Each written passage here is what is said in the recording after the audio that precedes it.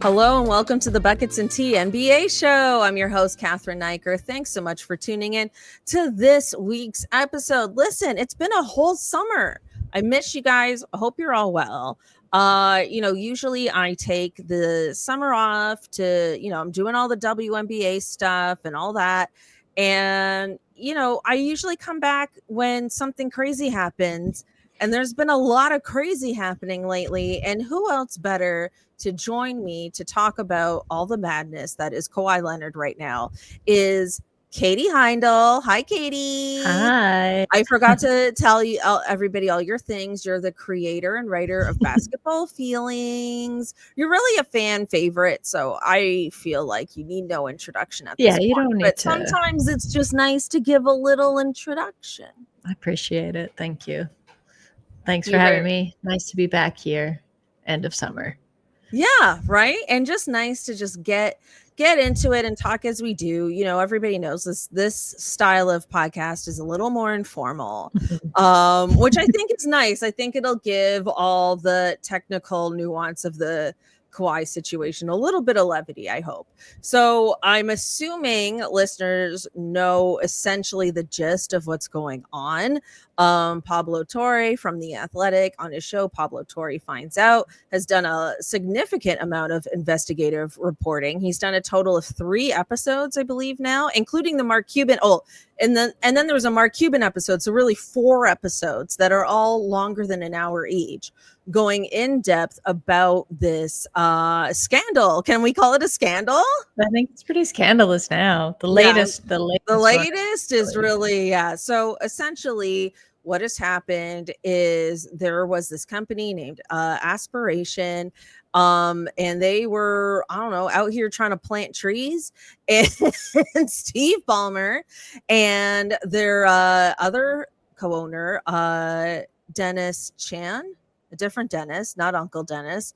And they've been funding this company millions upon millions of dollars, even when their finances were a no good. Mm-hmm. And essentially what happened is that this company went bankrupt. And that's what allowed all this information to become public. And Pablo Torre was smart enough to deep dive into this company and realize that Kawhi Leonard had a $28 million quote unquote no-show contract to promote this company, which he never did. And so the theory is that they were trying to circumvent the cap to pay him extra. We know for a fact that Uncle Dennis in 2019, during free agency negotiations, was asking for more beyond his salary, including lined up endorsement deals. He wanted a part ownership stake of MLSE, which they obviously could not give him because that would mean someone would have to give up part of their ownership in order to do that. They were interested in some of the endorsement deal negotiations, but when they found out that Kawhi Leonard didn't want to do anything, those negotiations fell through. And that's a real shame for us as Raptors fans to realize. I mean, one of the many, kind of more Raptor takes I wanted to present to you, Katie, about this topic is the fact that, back in 2019, there was this whole, he just wanted to play at home narrative. And that seems to be more and more untrue. Mm-hmm. And that this had nothing to do with playing at home. I think that was just a really nice, almost a convenience, if anything else. And that really it was about all these extra deals based on the information we have that he wanted, and that the Raptors were morally on the right side, not giving him. And I just, as a Raptors fan, man, it's such a shame because I think a lot of us believe we could have gone back to back in that bubble if we had him. And it kind of cut that era a bit short, I think. Mm-hmm. The greatest era in Raptors history. Mm-hmm. I digress. There's a lot to talk about, and there's a lot of other things that I will get into here, but I'm just kind of in my mind thinking about it chronologically. If we start in 2019, those negotiations are pretty crazy. In addition to the Paul George trade, which has turned out to not be a good trade, as we can see. Mm-hmm. I digress. Katie, please start. It's okay.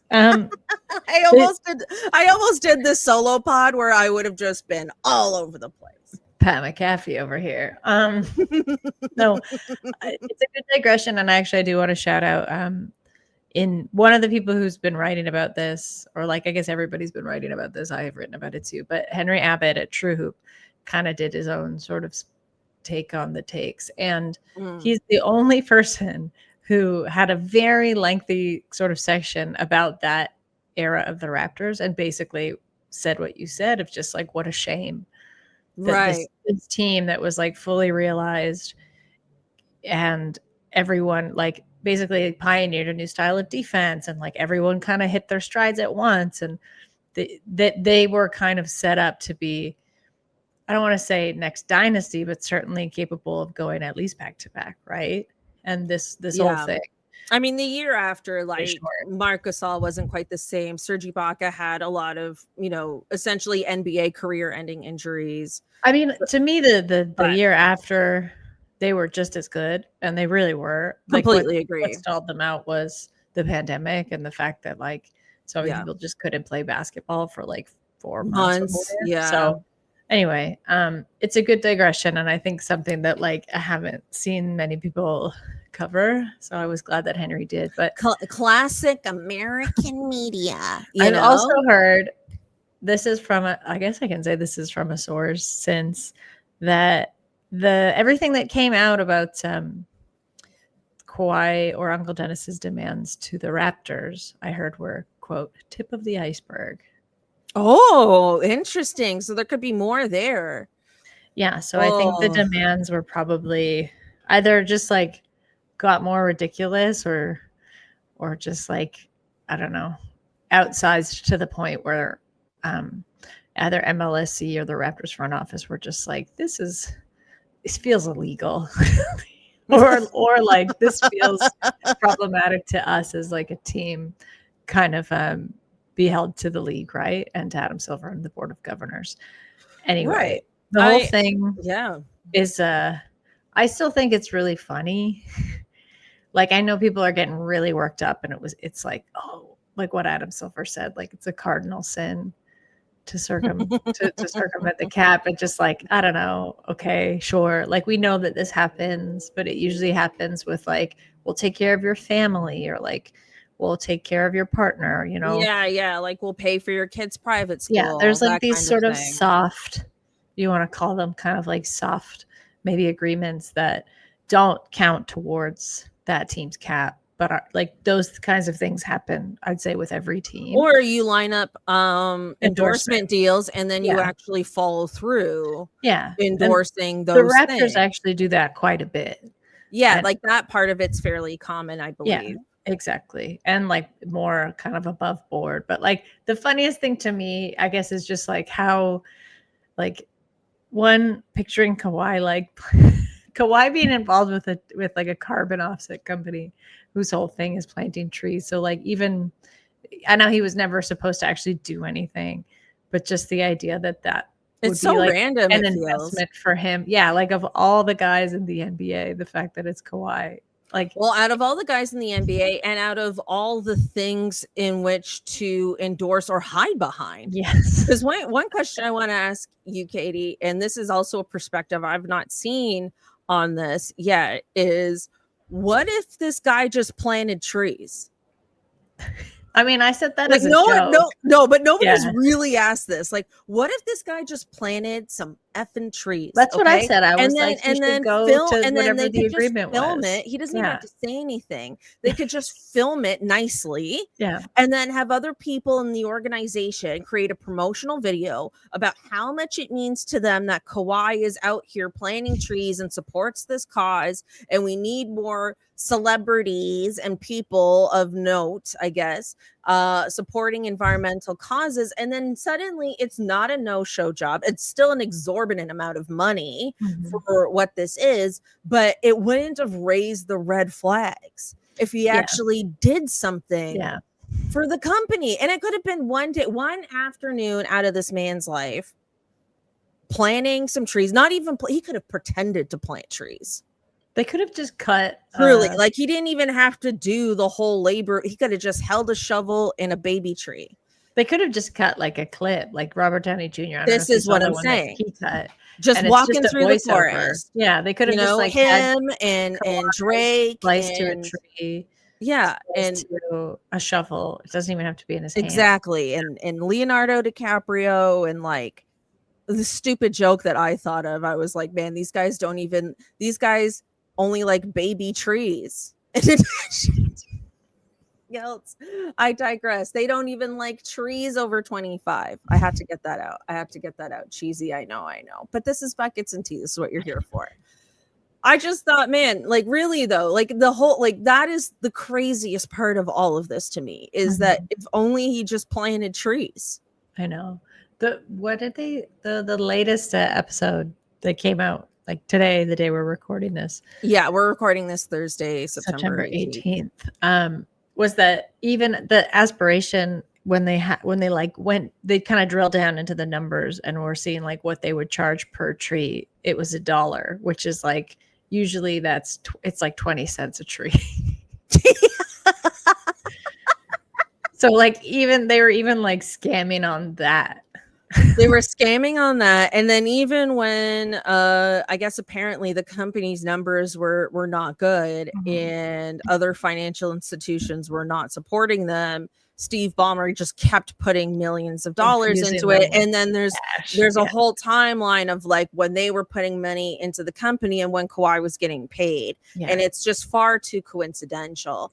And it's usually the exact same amount, if not off by maybe like 0.5 or 1 million, you know? Yeah. I mean, what do you think of Steve Ballmer claiming that he was that this was defrauded? Fraud? Yeah, that he was defrauded. What do you how do you feel about this claim? I mean, it's sort of interesting because like this is actually what I wrote about, of just this idea that we hold billionaires or just super wealthy people to this like perceived higher set of standards, right? They're like something that Mark Cuban just like flipped his lid on was just like Steve Ballmer can't be this stupid, but it's like, why? Because he's a billionaire?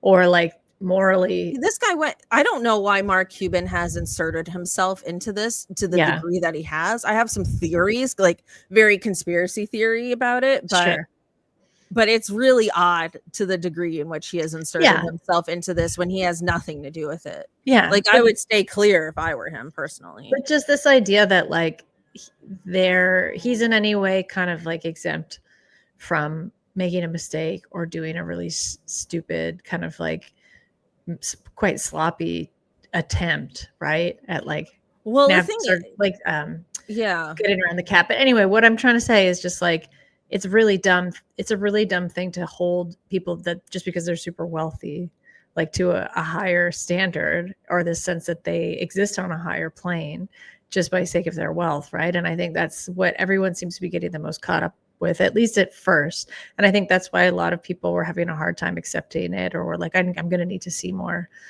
evidence, right? Or like more proof to the point, when like it was pretty substantial, I think, evidence at first of what was going on. It's just this idea of like, well, it couldn't possibly happen. Or if he did do something, you know, nefarious in that sense, that he'd be smarter at like hiding it. But again, it's like, why do you think that? Like the idea that because you're rich, no, it's okay. The idea that just because you're rich, you're smarter, you know, you're more like morally capable or something. It's just not true. And it's been very interesting to kind of watch the facade of that fall away, at least for me. Like, I think that's what the most interesting thing is. And yeah, to your point with Cuban, it's either because he's done something like this in the past, and I think subconsciously there's always like, I don't know, I can't relate to like scamming, you know, in the millions. But I mean, like sometimes when you do something really bad and you see someone to it, I don't know why, but something about it that feels like what Cuban is getting so riled up about it. Because like the point he kept making was just like, Steve Ballmer could not be this dumb, but why not?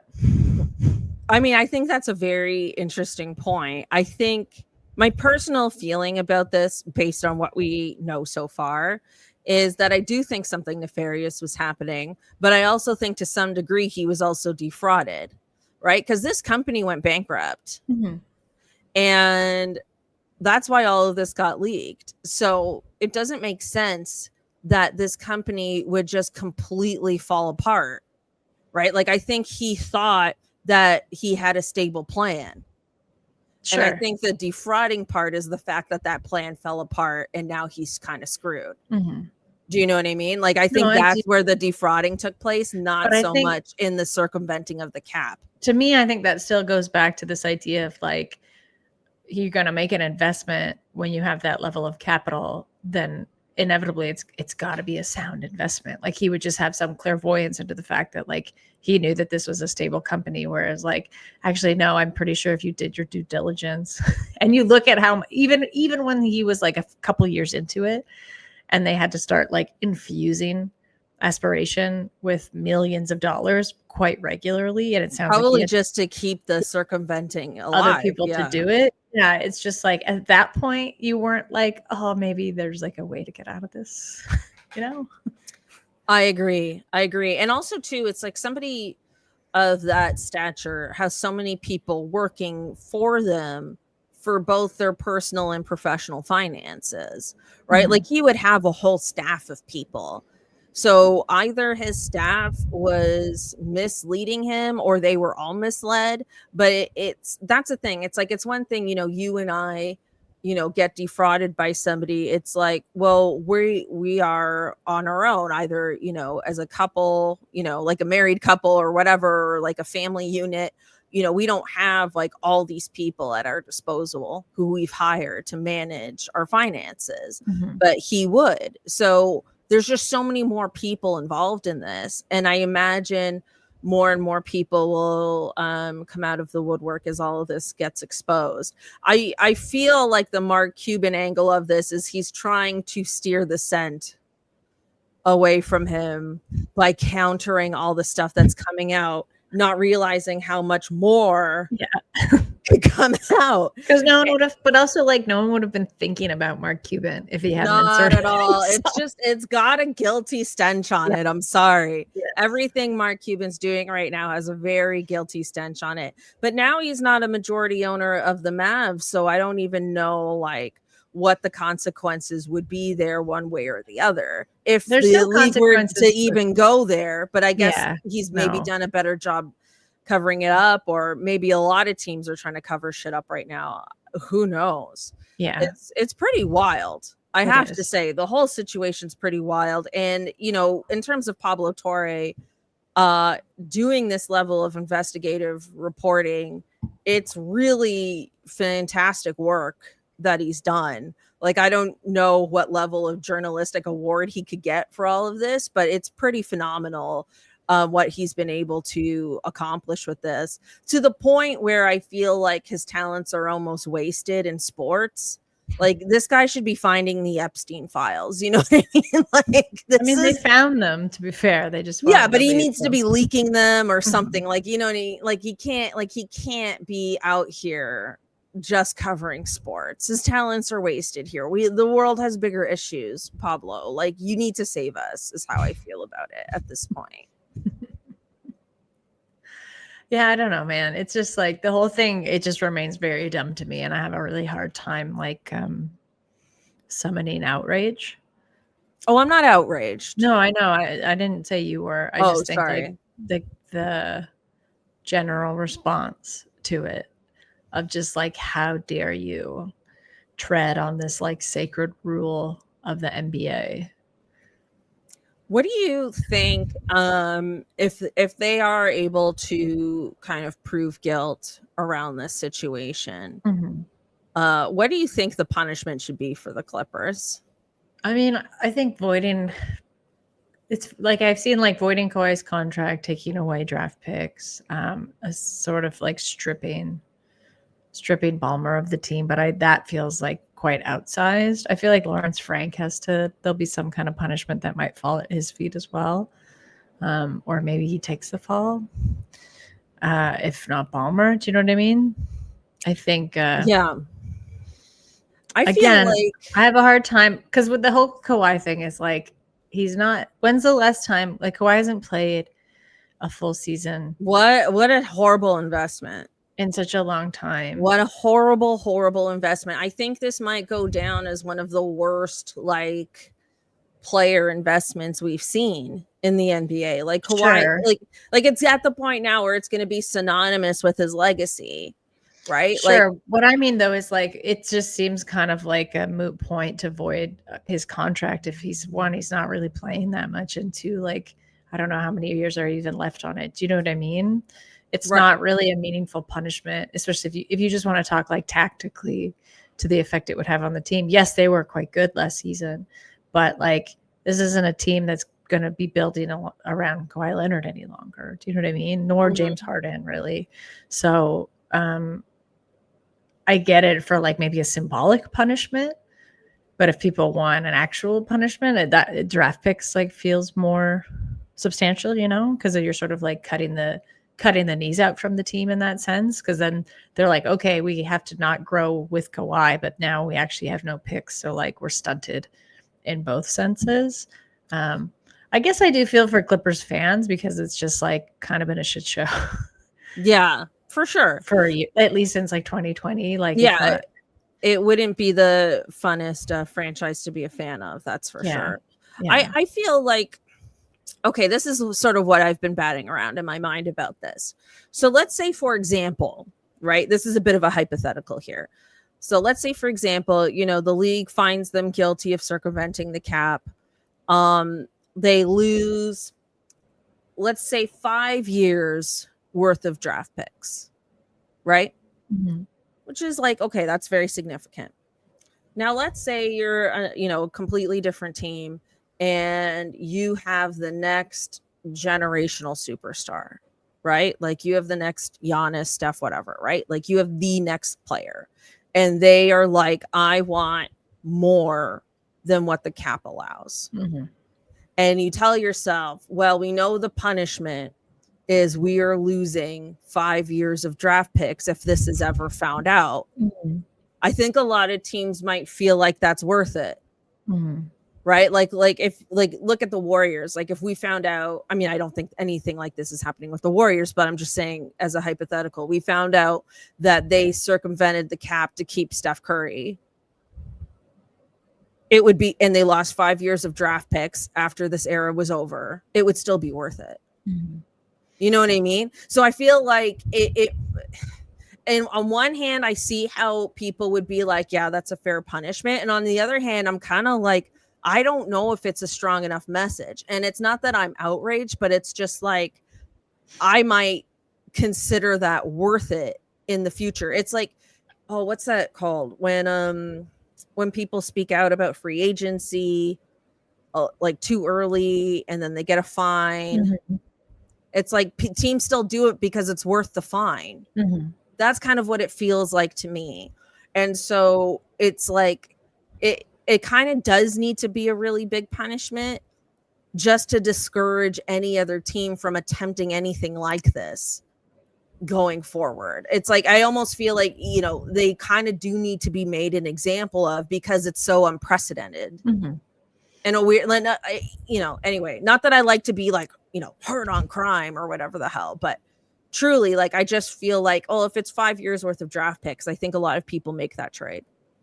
Sure. I mean, not a lot of teams would be in a position to do that. Because if you think about like generational stars, there's like, I don't know, a handful of them. Well, it's a very unusual situation, right? For like sure. it's something that would only come up seldomly at best. Yeah. So but if it ever did. Yeah, I guess so, ostensibly. But like, I think I don't know that they're not going to like make a set kind of standard sort of punishment out of this. Like the Clippers, because that would be like setting a rule. And that's Right. something that the league doesn't want, right? That they want this to be an exception. And they want to, that's like would be kind of the whole rationale between making an example out of them is you make this an exception with its sense that this never happens again, Mm-hmm. you know? So sure. I think to that end, if the league's investigation turns out that like, yeah, you know, we can back all this up, there's like probably more that's going to come out that they would find or Pablo Torre might find. Sure, they're going to do something. I think like, I don't know. I'm still just like, make them plant the trees. Yeah. for the amount of money that you Yeah, gave the real Kawhi victims Leonard. are the trees that were never planted. Make I Kawhi and mean, Steve Ballmer go out and like plant the trees and record it. You know, I they feel should like at this point they should our plant the society tree. is really lacking shame. And I think public shame, if you made them do something like that and like they couldn't change their clothes, they had to like live in the That conditions is that a wild take that tree planters have to like live in. You know, you gotta sleep in a tent. You're like living on beans or whatever. I never did tree planting in my like summers, you know, people did that in like university or whatever. But Yeah, I it dated a never guy sounded years ago fun. who was a tree planter. He said he made good money doing I it think every people summer. can be I really mean, he good at also it. said it was hard work, like it was Yeah. hard physical You labor. gotta Like really it's like not getting something being like anyone could just dirty. do. Yeah, Yeah. and sleeping in a tent. And I think and like getting eaten by mosquitoes, you know, and like working Yeah, it's all a day. hard job. So that make them do that. Yeah, I mean, I don't. Yeah, You want to I do don't know. smaller crime? We're gonna take you down to the working man's conditions. I mean, they could plant trees around Intuit Dome. Yeah, I don't know what I don't know what the they're gonna do. surrounding landscape is. I assume it's all just cement. Yeah, And maybe like, you know, as LA is, the, you know, random row of palm trees. probably. Something I have been thinking about, though this is like a little bit stray, but the fact that like team valuations are now so high. Do you know what I mean? Like you think of the Celtics, you think of the Lakers, like these recent sales, and these are record sales. And it's getting to the point where for a lot of these team owners, like the prestige is in owning a team. I think like that's, you know, that's something that I have heard too. It's like, it's one thing to be a billion. I mean, this is such an abstract notion for a normal person, but it's like one thing to be a billionaire or a millionaire. And it's quite another thing to be like, I'm very rich and I also own this team. Like that's the cachet. And that's where I think somebody like Cuban clearly misses that cachet. But when you have these like very, very high team valuations, and it represents more than just like a nice thing to kind of flaunt, but a substantial amount of money. What I wonder is down the road, not to be like every team owner is going to behave badly, but when they have that much money invested in it and like the league, say like, you know, the new owner of the Lakers or the Celtics does something untoward or like this, right? Are we going to get to the point where there's going to be very contentious, almost like legal battles around the idea of like stripping? Like, can the league basically maintain ultimate power when the investment is so high from like one person? I get it if it's like a consortium, if we're talking about like an MLSE situation, right? But if it's owned by one person, and you were trying to like take their like, I don't know, multi-million-dollar investment away, is that something where they'll be like, I'm gonna just like get the best lawyers in the biz and like come back at the NBA hard? I don't know. This is just like, again, an abstract, but I'm like, we are kind of entering a very interesting era, I think, because of the valuation of teams just skyrocketing, and it's only going to get higher. What does that mean? Because the playing field is not level, right? Like for who's paid with what various ownership groups. Yeah, like who's paid Steve what Ballmer is one of the richest people on the planet. Yeah, exactly. So I think like, not to be like, you have to consider that, because again, I think I've made it pretty clear, like we don't need to consider the feelings or motivations of billionaires. But I just wonder what that means for the league and Adam Silver when they're trying to met out like proper punishment for poor behavior. Right, because of fine, like because money's like nothing to this guy. Yeah. Which is probably why he felt he could finagle all of this in the first place, perhaps. Yeah, and I think it's like thinking you're above. I don't want to say the law, because in this above case, board, it's just the NBA's jurisdiction. Yeah, exactly. Yeah, or above the board of governors, like in the NBA. You know, I don't know. Yeah, I mean, I think the NBA needs to assert themselves in this situation for sure, in order to, I guess, like you're saying, maintain that kind of power and that structure. Like you aren't above us just because you're mega wealthy. And I mean, it's an interesting dynamic because this is what's been happening in the WNBA a lot, right? Where you have a huge disparity in different ownership groups and the amount of money they have and the amount of money they want to invest in teams. and it's created a very interesting dynamic. It's going to create a very contentious CBA agreement coming up, because there are some owners, like, I mean, there are some teams that are building like multi-million-dollar like practice facilities, and like they want to pay their players more and do more things for them. And then there's other teams where it's like they're practicing at like the local community center. Like, it's crazy how large that disparity is. I don't think the NBA is going to really be in that boat. I think their new CBA is to circumvent that, right? Like, to take that power away from these owners, which personally I kind of miss the dynasties, but that's just me personally. I don't expect everyone to feel that way. I feel like this state of the league is curated more towards sports betting culture, which is, I don't have anything against it. It's just not my personal, like, I don't personally participate in it because I just want to be a fan. I just want to enjoy it. I don't know, man. Like, there's just a lot about, like, I think whatever happens will say a lot about the state of the league as a whole, to be honest. Yeah. And I will say, for Raptors fans, kind of going back to what I was saying before, do not buy the BS that people don't want to play here, because our greatest star left for reasons that had nothing to do with this city or this team. It had nothing to do with being here. And I think you have other stars who have left for various reasons, right? Like Fred VanVleet, Norm Powell. They've gone on podcasts and have only said great things about Toronto. Like, I think, as Raptors fans, one thing we can take away from all of this is that people like being here. And this is something I've really been kind of pushing on this podcast, that we need to stop acting like no one wants to be here.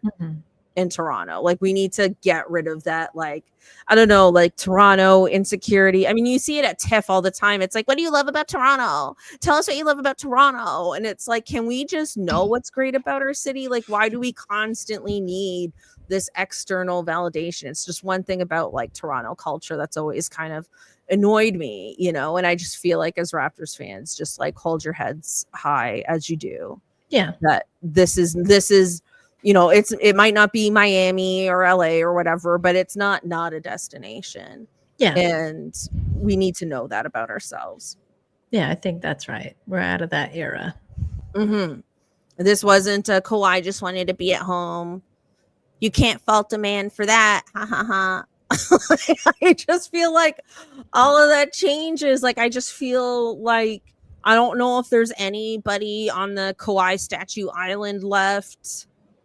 I just don't think any of that happens. I'm sure a jersey retirement, but like, you know what I actually wonder is whether or not it would have been harder to do some of these like shadier deals in Canada just because of like regulation and probably like tax reporting structures. Yeah, I'm sure it would be the United States at the moment.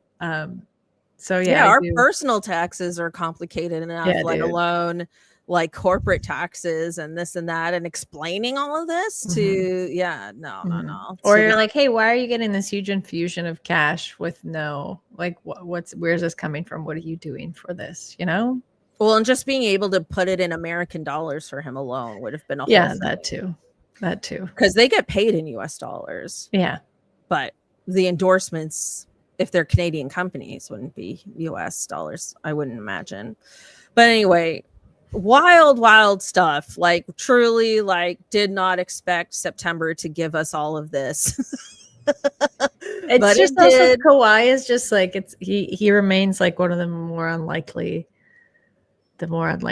ones. And I guess like we're saying it's Uncle Dennis who orchestrated a lot of this, but like, I'm sure he was in on it. I don't think it's like kind of funny that it's Kawhi.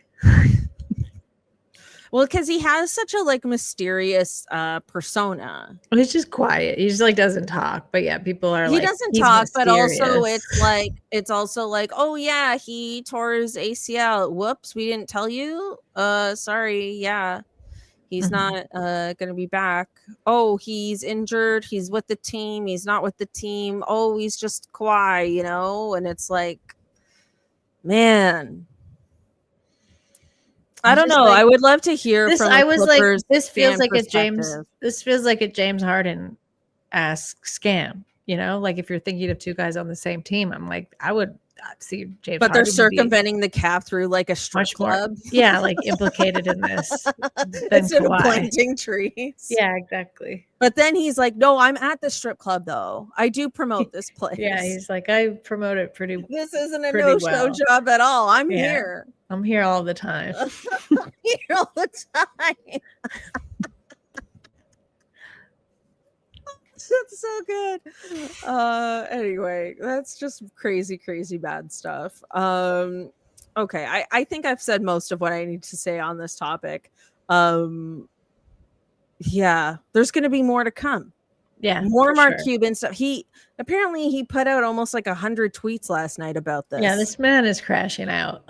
Yeah, and Pablo Torre was like, oh, like he literally laid out the path for my research to find out his latest information.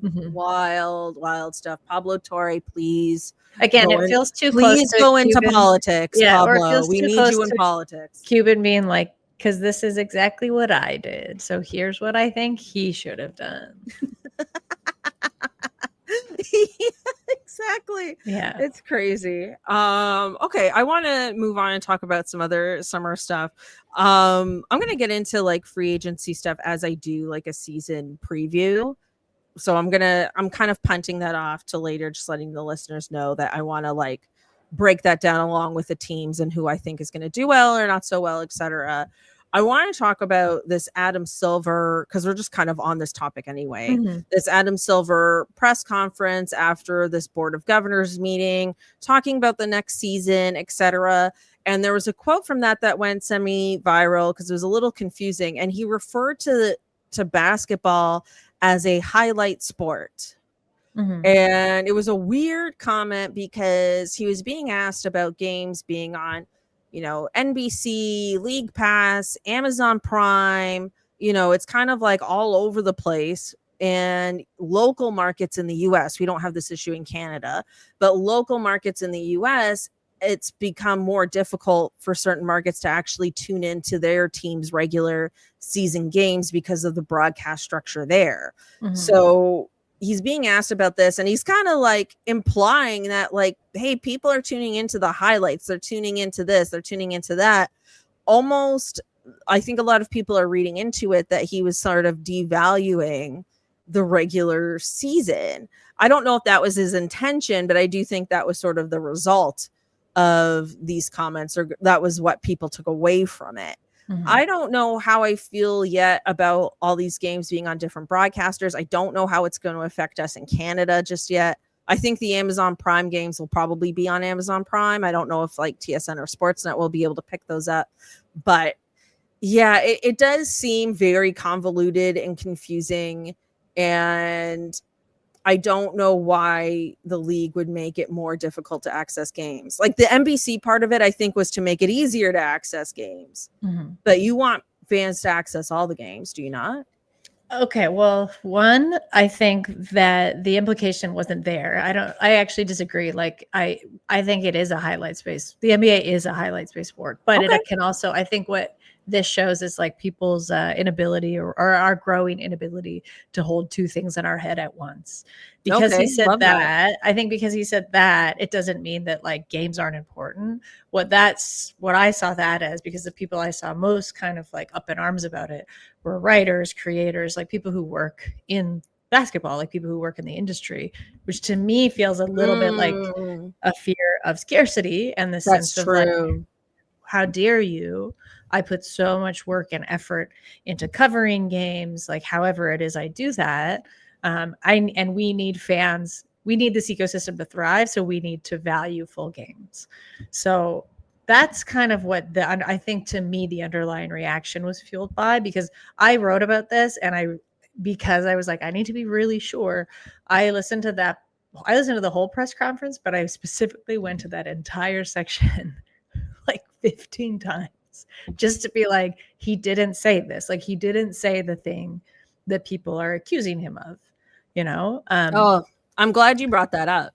Yeah. So I think this idea, and to me too, like I cover the NBA. I don't watch every NBA game. I don't have that No, kind it's of time. impossible to watch Yeah. every single game. Yeah. I watch highlights. I watch full games. I watch full games sometimes from places you're probably not supposed to. Sometimes I watch them on TSN. And also like, you know, you touched on it. In Canada, we already have a very confusing system where if you subscribe to League Pass, you don't watch Raptors games on League Pass, which again, I feel like is a silly reason for having League Pass in Canada, but whatever. I digress. You could watch other games, but you're either in the Sportsnet or TSN like situation for Raptors games. So we have a confused landscape as is. And I don't think it's the NBA, Silver specifically. I think he's being again looked at as the ideator. It's like it was his idea to make it this confusing. He's the master, like diabolical mastermind that's like, let's make this as hard as possible. When it's not. Like certainly the NBA has contributed because they make a lot of money on these broadcast deals. So like they're certainly complicit in the landscape, but this isn't the landscape that the league set out to create. So I don't think you can lay that specifically at Silver or the NBA's feet in that sense.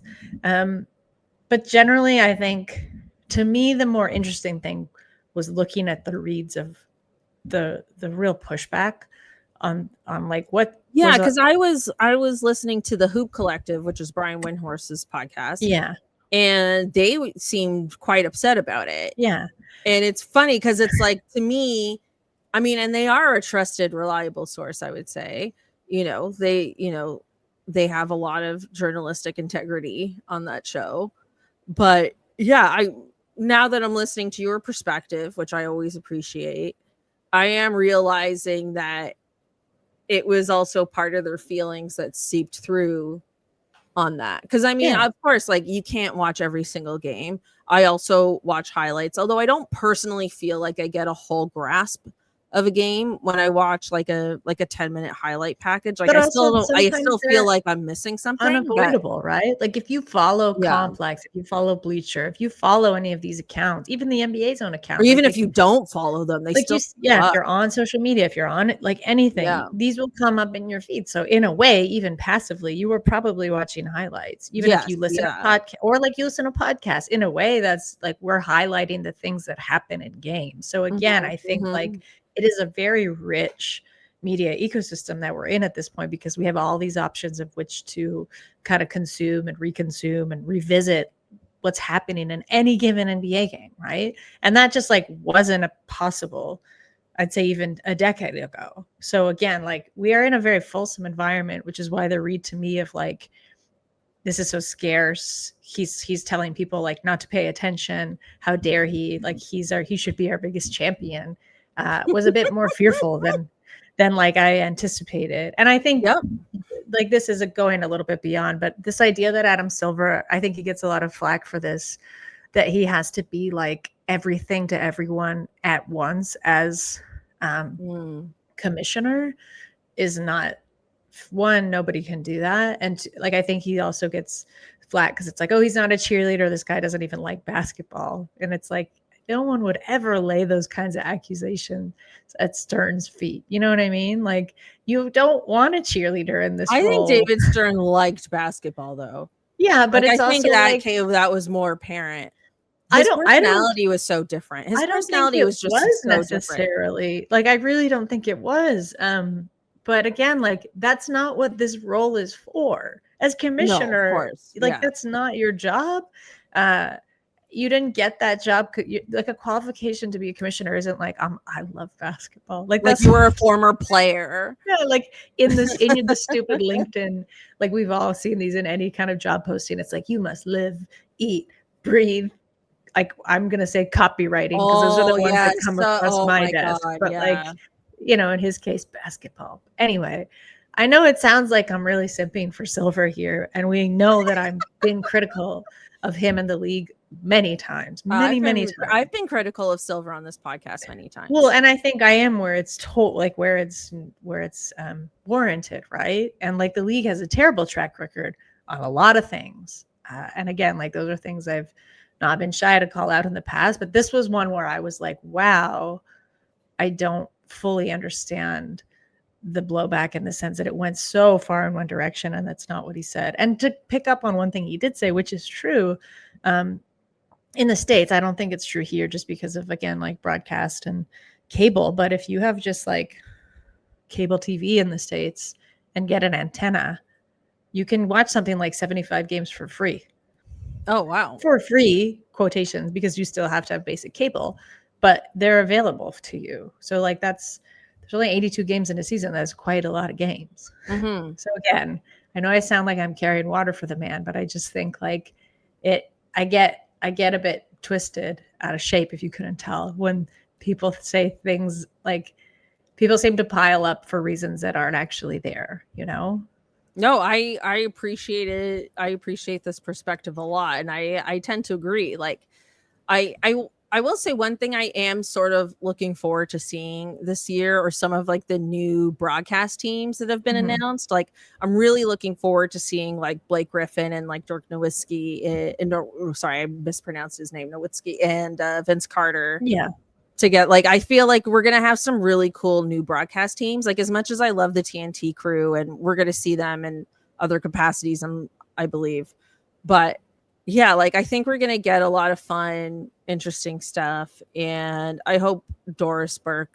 Oh God, yeah, we didn't even talk about that. I hope Doris Burke moves somewhere. I can't believe ESPN. So basically, they've moved Doris Burke off the ESPN. They demoted her. They demoted her. And they promoted Tim Legler, who I actually really like. Tim Legler, who I would take off of that broadcast personally, is Richard Jefferson. I just feel like he tries too hard to be funny. Yeah. And they were doing this thing, him and Mike Breen, where they were almost having these like inside jokes that like Doris Burke just wasn't in on. And she was doing her best, but she's definitely one of the better analysts of the game. And as well, like I hated like Richard Jefferson's, like he would always use this time of death analogy when like the game was over, and I was like, this is lame. And honestly, like Mike Breen hasn't been doing it for me a lot lately, because he's just using that bang thing too often. Like it's just like it's not as special as it once was anymore. And it's just, I don't know, man. Like he's resting on his laurels. Yeah, like Doris Burke wasn't the issue. No. And obviously, like she is someone we do carry water for, and I'm like I'm fine admitting that. But I will also say, I do carry water for Doris Burke too, but also she's legitimately very good at what she does. Absolutely. But I'm just like, I think part of the reasoning that was given for that decision was just like the chemistry was off or whatever, right? And their chemistry was off. It was weird, but I also think like it was given one season. Do you know what I mean? And like, yeah, their chemistry was off, but because JJ Redick was in there, he cycled out, and then it's just like, all right, here's the team. And when you think back on what that team was before, those dudes were together. When you have like Jeff Van Gundy, right? Yeah, they were together for years, him and Mark Jackson. like so long. But they were very like old grumpy Muppets. Totally. I get why. What I mean is like I get why they made the change, but like you gave this combination, like it's not even a season because it was the final. It's like the playoffs, right? So there is this new to me. What's his name? Michael Grady. I think that's his name. He's phenomenal. He does Minnesota games. And then he started doing more. Is that his name? Or it's Michael something. I'm messing up his name. Sorry, Michael. I'm sorry, Michael. If that is your real name. Broadcast. Sorry, I know this is bad. No, it is Michael Grady. Okay. Michael Grady. He does broadcasts he does NBA on Prime now and NBA on NBC. This guy, I'm telling you, this guy should be the future of NBA broadcasting, the play-by-play commentator. If you paired him with someone like Doris, that is all. I'm telling you guys, watch a Minnesota Timberwolves game. You'll catch Michael Grady. I'm telling you right now. He is awesome. He's awesome. He's going to be one of the best American national guys to do that job. Yeah, I know. I know it's a bit of a random reference, but like I see this guy doing different games. He's also done a few W games this year, and I'm telling you, he's excellent. Okay. I also carry water for Ryan Ruocco. I do love Ryan Ruocco. Yeah, I don't mind that guy. Yeah, Ryan Ruocco's great. He also does Brooklyn Nets games. Yeah. Ooh, But anyway, smashed a we can glass over here. end it there. This is like, real NBA culture, behind the scenes stuff episode, but just a lot of weird, interesting stuff has happened. So I just thought, like, I had to come back. I had to take a break from the well, I didn't take a break from the W. I just carved out extra time somehow in my life to to finally come on the horn, so to speak, and address this, because it's just been wild stuff and fascinating, really. Yeah, I think so. So listen, we're gonna have a hottie highlight of the summer, because we got to do this. I think I was gonna I put another question to you, but we're already 50 minutes in, so we'll scrap that one. Hottie highlight of the summer. Just realizing I had a horrible typo in this email. Okay, it's fine. Okay, three big things here. Okay, we got number one, Klay Thompson, Meagan the Stallion, hard launching relationship. Okay, big deal in my life, personally, but big deal. Okay, I put second pick is SGA's entire summer. Okay, he's launched his sneaker. He went back to Hamilton. He's been, he's just been living his championship life, and we love to see it. Okay, third is Masai's post-breakup life. Okay, he's joined the UN. He had a movie at TIFF. Like, this guy hasn't skipped a beat. Okay, Masai, if somebody dumps you, think about how Masai has spent his summer. Okay, he is onwards and upwards with his life, and frankly, I'm very happy for him. So sad to see him go, but I'm happy for him. Katie, who's your hottie of the summer? I saw that documentary at TIFF. It's like a show, and they did the first 2 episodes, and it was so funny when Masai came out. I feel like everyone in the theater was just like, "Oh, he's back!" Like, even though everyone in it was like, Bobby Webster's like in 2 seats in front of me, and I'm sure he sees him all the time. It's like all these people who, like, but there was still this feeling of like, well, it's nice that they're still here, like hanging about. There's no bad he's blood in Toronto. There. Yeah. I'm not going to, like, I kind of wanted to submit Victor Wembanyama too, but I will just say to people listening, I should have added Victor. Just go take a scroll through. And Rui Hachimura too, actually. I love Wemby so much. He's always my number 1 pick in fantasy. Both have been having like very cool, expansive summers where they're just like trying a lot of things, going a lot of places, just like living. And it's been cool to be parasocial and watch it. Eating rice, being with the monks. Yeah. Becoming like a comrade.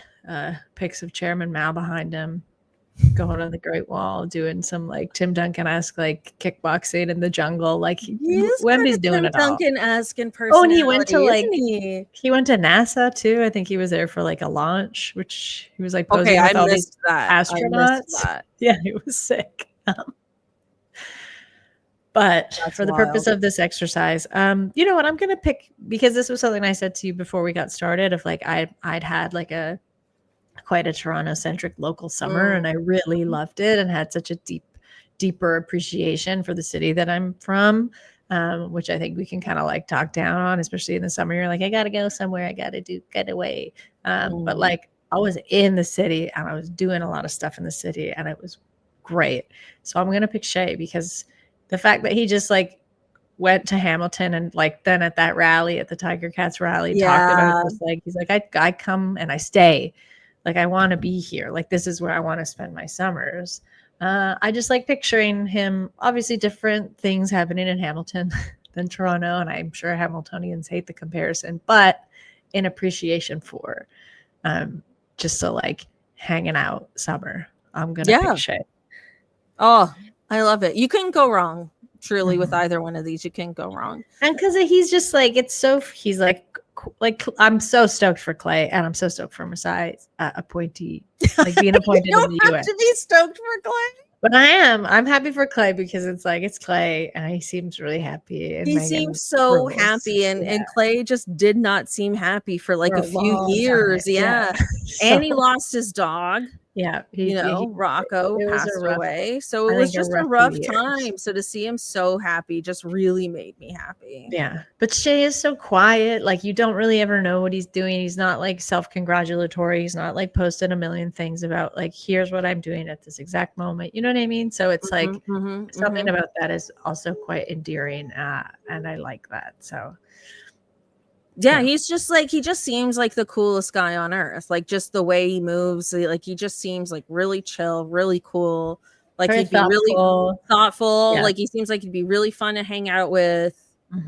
I don't know. Like, he just seems like the coolest guy. Very caring dude. You know, like he went to, very caring. I didn't know until I watched that, like his rally day, you know, like that he went to sick kids. He spent some time at sick kids. Yeah. Freddie was telling me about that. Freddie Rivas. Yeah. Okay. He works at sick kids. Yeah. But like, you know, there's a lot of other people you think of who would just be sharing the hell out of that. Like, I did this, you know, like, look at me, you know. Exactly. Or it was like organized by somebody else, and then it's like semi-obligatory, just but to go, not at all. And like, he was honest about how hard it was, and he's like, this is what's like the most important thing to me, because this is how, like, if we're talking about legacy, which is what someone had asked him about, like, he's like, that to me is what that is. It's that other people remember you, and it's not just for like being a great athlete. It's like, because you're a good person and you showed up for people. Absolutely beautiful. It feels like a good note to end this on. Katie, thank you so much for joining me. Really great to catch up with you, honestly. It was good. Yeah, always love chatting with you. Let us know what you're up to, and as usual, where we can find you on the internets. Yeah, there's a lot of I'm doing I can't talk about. Okay, fine. Just working away.